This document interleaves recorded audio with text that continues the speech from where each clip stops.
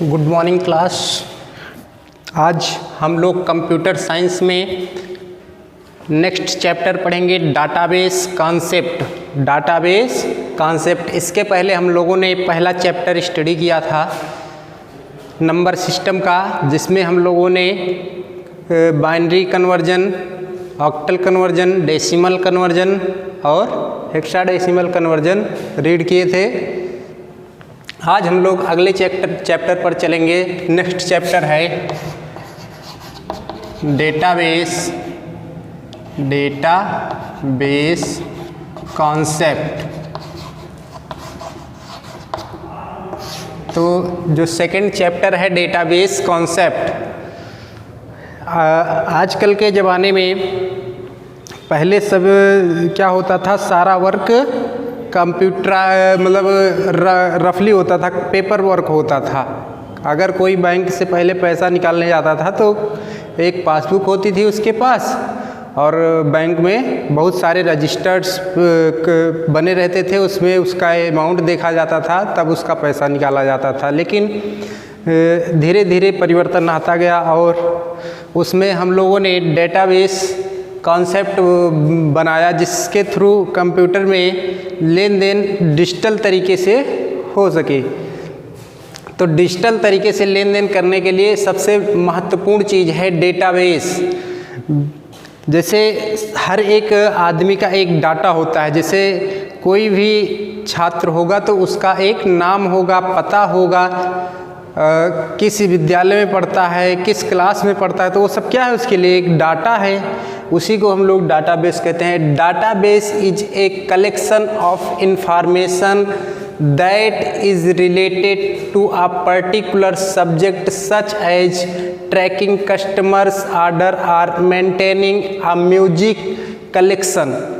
कहने का मतलब database is a collection, database क्या है, एक समूह है ऑफ ए इंफॉर्मेशन, सूचनाओं का एक समूह है, that is related to a particular subject. वह किसी भी सब्जेक्ट से संबंधित हो सकता है। जैसे व्यक्तियों के नाम का संग्रह, व्यक्तियों के नाम का संग्रह हो सकता है, या फिर ये कौन सी क्लास है, तो ये क्लास 8th में लोगों कितने स्टूडेंट्स हैं, उनकी किसका कौन सा सब्जेक्ट है, वो भी हम लोग एक संग्रह कर सकते हैं। तो वो सब क्या है, एक प्रकार के डाटा हैं। Tracking customers order or maintaining a music collection. A database is a integrated collection of data.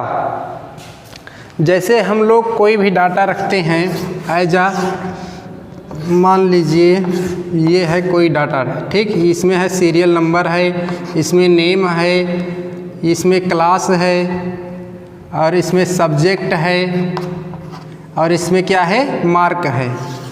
तो सीरियल नंबर 1 2, तो इस प्रकार से क्या हो गया 3। अब सीरियल नंबर हो गया। नेम में ABCD कुछ भी रख दो। जो डाटाबेस होता है वो हमारा कोई भी नाम ही हो सकता है, अल्फ़ाबेटिकली भी होता है, न्यूमेरिकली भी होता है, स्पेशल कैरेक्टर भी होता है। तो डाटाबेस किसी भी रूप में हो सकता है। क्लास मान लो 8th है, तो 8th क्लास कर दिया हमने। सब्जेक्ट में मान लो कंप्यूटर है, इंग्लिश है।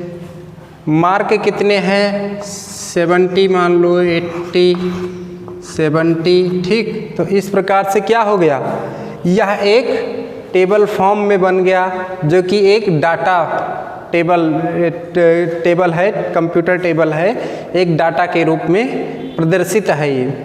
तो जैसे ये जो कॉलम है, इस कॉलम को हम लोग क्या बोलते हैं, ये बोलते हैं हम कॉलम को फील्ड। क्या बोलते हैं, फील्ड बोलते हैं।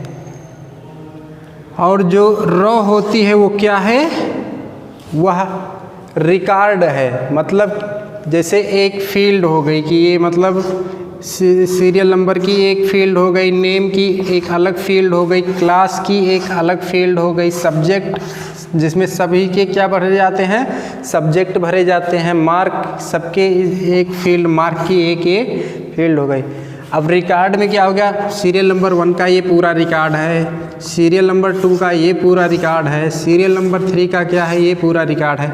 तो इन सब को मिला करके एक जो टेबल बनती है, कंप्यूटर टेबल बोलते हैं या एक कंप्यूटर डाटा बोलते हैं इसे, जो कंप्यूटर का एक डाटा है। तो डाटाबेस आप लोगों को समझ में आ ही गया होगा। Database is a collection of information that is related a particular subject such as tracking customers order or maintaining a music collection. A database is an integrated collection of data.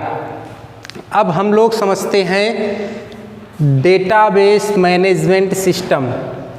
इन्हीं सारे सिस्टम्स को online management करने के जो तरीका आया उसी को ही डेटाबेस मैनेजमेंट सिस्टम्स कहते हैं। जैसे एक सॉफ्टवेयर आया डेटाबेस मैनेजमेंट का, to involves that the data and the software that controls the storage to retrieval of data. कहने का मतलब जो डाटा हम लोग रिट्रीव कर सकें, मान लीजिए डिलीट हो गया तो उसको दोबारा से रिट्रीव कर सकें, या सेव है उसमें से हम लोग जो डाटा ओपन कर सकें, वो क्या है, डेटाबेस मैनेजमेंट सिस्टम है। तो डेटाबेस मैनेजमेंट सिस्टम शॉर्टकट में बोलते हैं DBMS। तो कोई भी डाटा हम लोग रिट्रीव कर सकें या स्टोर कर सकें तो वो क्या हो जाएगा, DBMS हो जाएगा।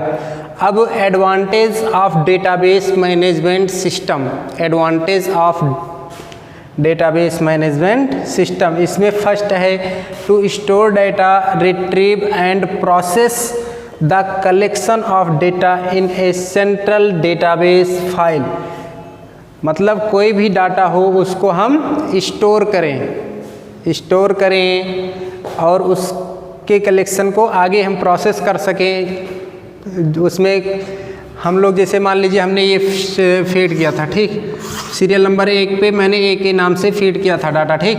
तो ये क्या है, हम इसको दोबारा ओपन कर सकें, रिट्रीवल मीन्स रिट्रीव कर सकें, ओपन कर सकें, इंसर्ट कर सकें, इसमें और डाटा को भी हम इंसर्ट कर सकें, इंसर्ट करने का मतलब इसमें और डाटा ऐड कर सकें। तो ये सब क्या है, डेटाबेस मैनेजमेंट सिस्टम है। एडिटिंग का भी काम हो सके इसमें, कोई भी डाटा हमने दिया है, मान लो A के नाम से डेटा दिया है, हमको इसमें एडिट करना है, ये 70 है, ये एडिट कर सके तो 80 कर सके। मान लो इसका नंबर मार्क्स मैंने चेंज किया, एडिट किया और 80 कर दिया, तो ये क्या होगा, डेटाबेस मैनेजमेंट सिस्टम हो जाएगा, जिसमें हम लोगों को एडिटिंग करना हो, डिलीट करना हो, इंसर्ट करना हो, एक्सेस करना हो, कोई डाटा इंटरनेट पे हमें सर्च करना हो, तो वो क्या है, डेटाबेस मैनेजमेंट सिस्टम है। तो इस प्रकार की जो फैसिलिटी देते हैं वही एडवांटेज हैं डेटाबेस मैनेजमेंट के। Database management system allows to retrieve information from the database quickly. User has to set the query to extract, ये इसका सेकेंड एडवांटेज हो जाएगा।